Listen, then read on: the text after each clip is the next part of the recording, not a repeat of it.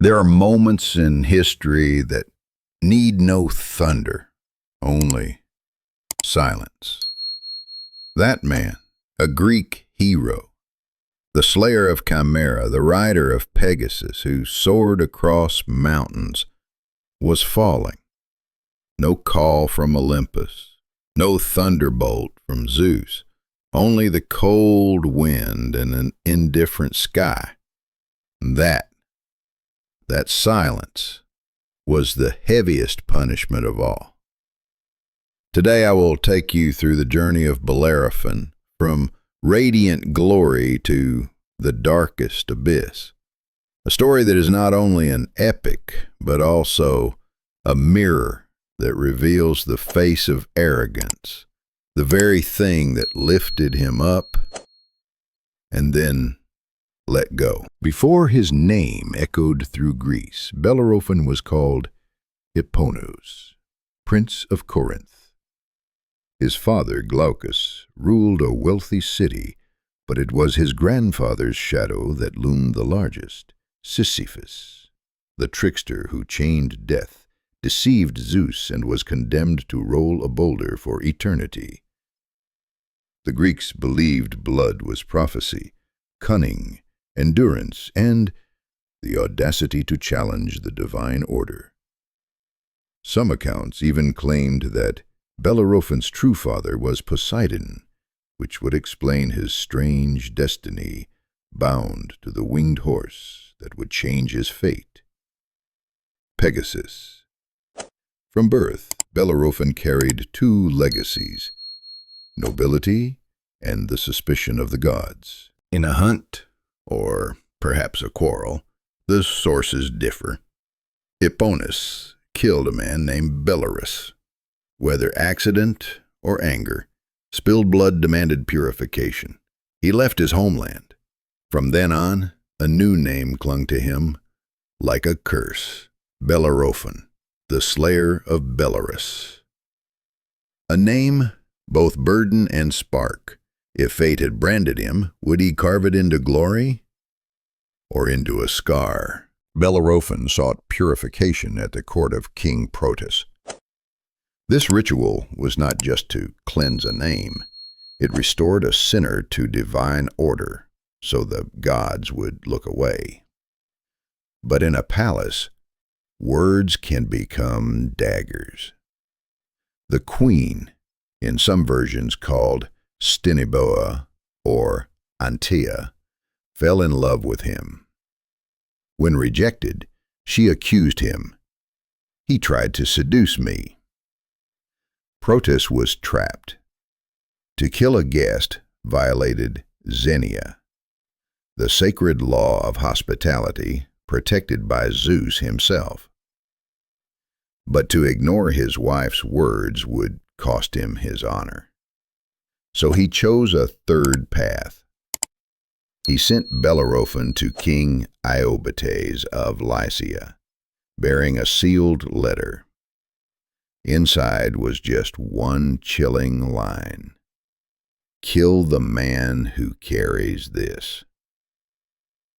Great tragedies often begin with choices that seem safe. Iobates read the letter and fell into the same trap of Xenia.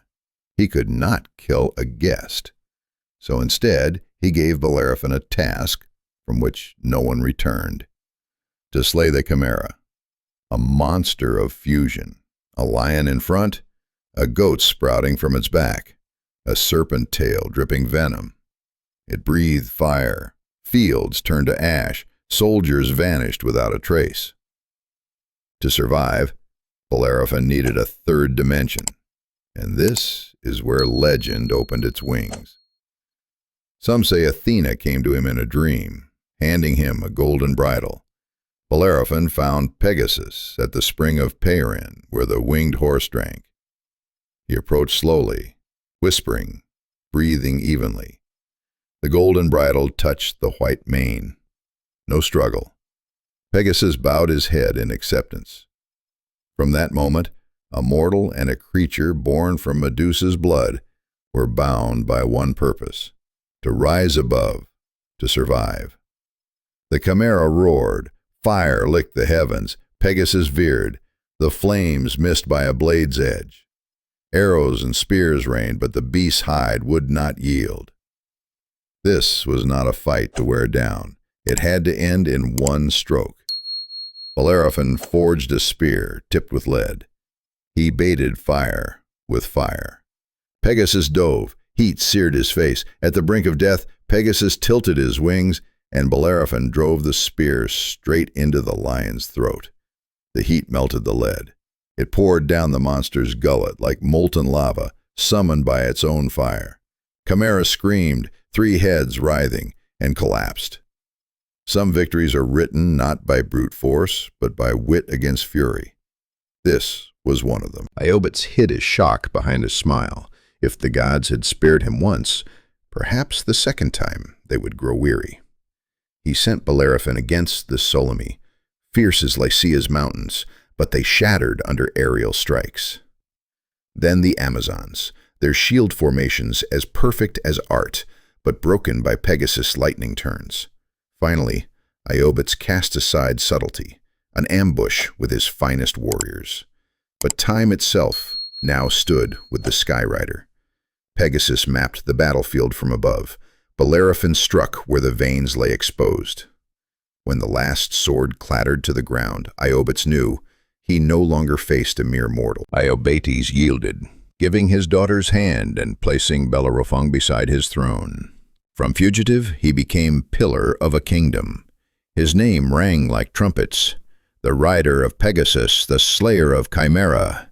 It was the height every hero dreamed of: honor, love, power, and something more intoxicating, the reverence of mankind.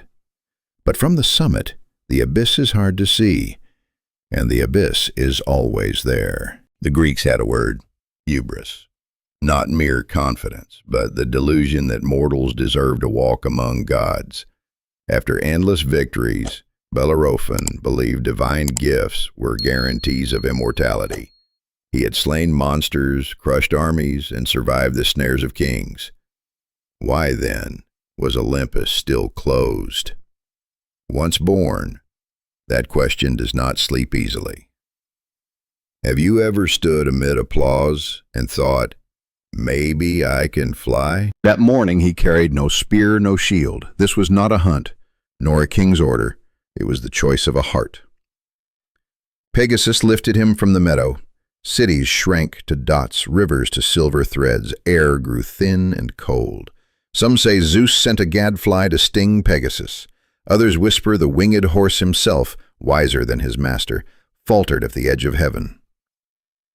Whatever the reason, Pegasus bucked, and Bellerophon slipped. Only the sky, only silence. The fall shattered glory, bones broken, skin torn. He lived, but could not stand. The city that once chanted his name now avoided his shadow in the marketplace. Meanwhile, Pegasus soared on, welcomed into Olympus, drawing Zeus's thunder chariot. The gift remained with the gods. The man returned to earth. And so the journey of Bellerophon came to an end. An epic at once brilliant and tragic. From the warrior who soared with Pegasus, who slew the Chimera, who carved immortal victories, to the arrogant mortal who reached for godhood, only to be cast down, crippled, and forgotten. The tale of Bellerophon is not just myth. It is a mirror of human ambition, and a warning of the fragile line between mortal and divine. Glory comes swiftly, but arrogance destroys just as fast. If his story stirs you, ask yourself, is there not within each of us a Bellerophon, longing to touch the unreachable heights while forgetting how thin the line is between aspiration and hubris? Thank you for joining me on this journey through Greek myth. Don't forget to like, subscribe, and share so we can continue exploring the immortal tales of Olympus together. Until next time, in decoding the myth Olympus, where legends never truly sleep.